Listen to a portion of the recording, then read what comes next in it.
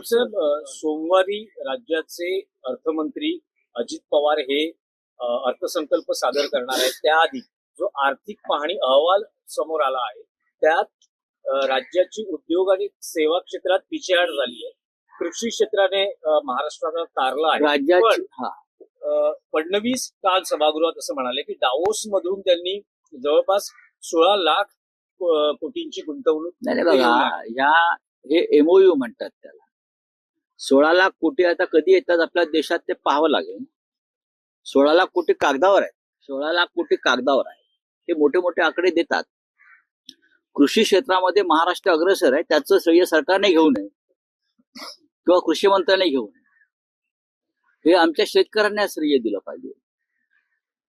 आत्महत्या, कर्ज, या अनेक गोष्टींना मागे टाकून त्यांनी कृषी क्षेत्रामध्ये आपलं काम केलेलं आहे. उद्योग आणि सेवा क्षेत्रामध्ये आपली पिछेहाट आहे. याचं कारण देवेंद्र फडणवीस आणि एकनाथ शिंदे यांच्या डोळ्यासमोर महाराष्ट्रातला उद्योग हा परराज्यात गेला. हे मान्य करावं लागेल.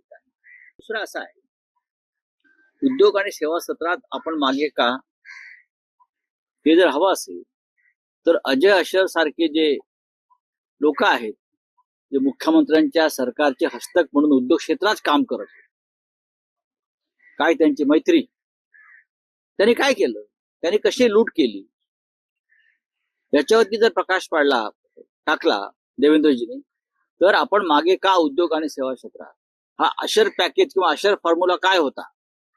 महाराष्ट्रामध्ये गेले 3 वर्ष उद्योग आणि सेवा क्षेत्रामध्ये अजय अशर पॅकेज किंवा अजय अशर फॉर्म्युला झाला आणि त्याच्यामुळे आपण उद्योग आणि सेवा क्षेत्रामध्ये मागे.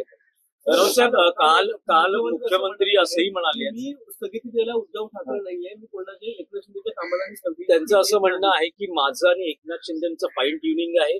मागच्या सरकारमध्येही जे निर्णय झाले आणि या सरकारमध्ये त्यांना जे काय एकत्रित सहमतीने होत आहेत, त्यांना जे काय म्हणायचं आहे ते म्हणू द्या. त्यांनी उद्धव ठाकरे साहेबांवर टीका करू द्या, त्यांना दुसरा कार्यक्रम नाहीये. पण तुम्ही समोर पाहताच आहात की शिंदे आणि फडणवीस यांच्यामध्ये कसं वॉर चालू आहे, युद्ध सुरू आहे. हे स्पष्ट दिसतंय, रोज दिसतंय. अनेक निर्णय जे भ्रष्टाचारासंदर्भातले होते, ज्यांच्यामुळे भ्रष्टाचार सुरू होता, असे निर्णय देवेंद्रजींनी थांबवलेले आहेत आणि त्याबद्दल आम्ही त्यांचं स्वागत केलंय.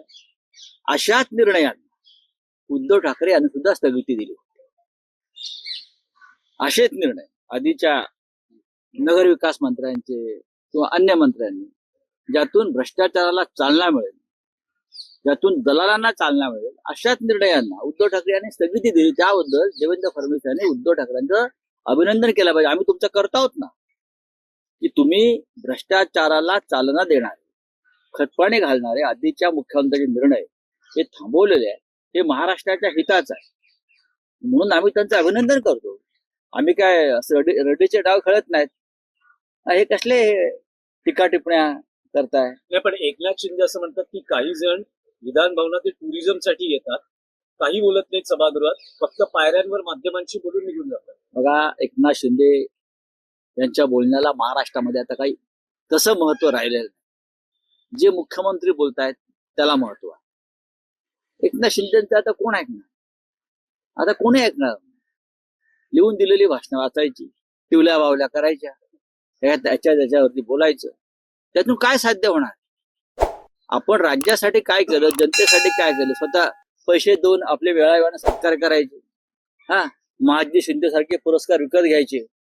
याच्या पलीकडे ह्यांचं आता भविष्य काय. अच्छी बात है, उनका हक है, वो MLA है, वो लेटर लिख सकते. चलिए, 2019ला हिंदुत्व सोडल्याने आमच्याशी बोलू नये असं एकनाथ शिंदे म्हणतात. 2019 मग 2014ला काय झालं होतं त्यांना विचारा जरा.